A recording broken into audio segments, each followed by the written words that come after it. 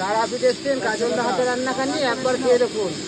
তারাপীঠের বিখ্যাত কচি পাঁঠা আর হচ্ছে কাজলদার হাতের রান্না, সেই স্যাটা ভাঙা কম্বিনেশান ছিল।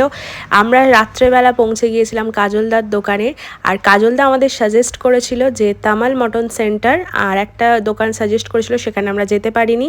যাই হোক, রাত্রেবেলা তামাল মটন সেন্টার থেকে মটন নিয়ে সোজা কাজলদার কাছে পৌঁছে গিয়েছিলাম। গিয়ে মাংসটা দিয়ে বলেছিলাম যে সুন্দর করে স্যাটা ভাঙা ঝাল দিয়ে মাংসটাকে একদম বানিয়ে দেবে। তো কাজলদা সেই মতো মাংস বানাতে শুরু করে দিয়েছে, আর দোকানের মধ্যে ভিড় লেগে গেছে। মানে এক একটা মানুষ আসছে, একটা করে থলি দিচ্ছে, আর রান্না শুরু হয়ে যাচ্ছে। মানে প্রেসার কুকার, কড়াই 4-5টা একসাথে চলছে। আপনারা কোথা থেকে এসছেন? জয় মা তারা। তারাপীঠ এসছেন, কাজলদা হাতে রান্না খাননি, একবার খেয়ে দেখুন। জয় মা তারা, জয় গুরু বামদেব। খাসি রে খাসি, মুখে দিলেই হাসি, একবার টেস্ট করে দেখুন। মানে জাস্ট দেখো তোমরা, মানে রান্না করতে করতে কাজলদা সেই ফেমাস ডায়লগটা আমাদেরকে শুনিয়ে দিল। যারা এখনও শোনোনি তারা আমাদের ভিডিও দেখে শুনে নাও।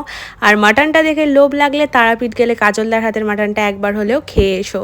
কথা দিচ্ছি ভীষণ ভালো লাগবে। রাত্রেবেলা এরকম লাল লাল স্যাটা ভাঙা ঝাল মাংস আর গরম গরম ভাত খেয়ে আমরা তো পুরো সাইড হয়ে গিয়েছিলাম। মানে ভীষণ ভালো লাগছিলো, 4 জনে মানে মজা করে খেয়েছি সেদিনকে রাত্রেবেলা। আর মাটনের কোয়ালিটি ছিল নো ডাউট ভীষণ ভালো। আর তারাপীঠের তো মাটন ভীষণ ফেমাস। আমার ভিডিওটা বানাতে গিয়ে, মানে এডিট করতে গিয়ে আর ভয়েস ওভার দিতে গিয়ে পর্যন্ত জিভে জল আসছিল। আর কার কার লোভ লাগলো সেটাও কমেন্ট করে জানিও।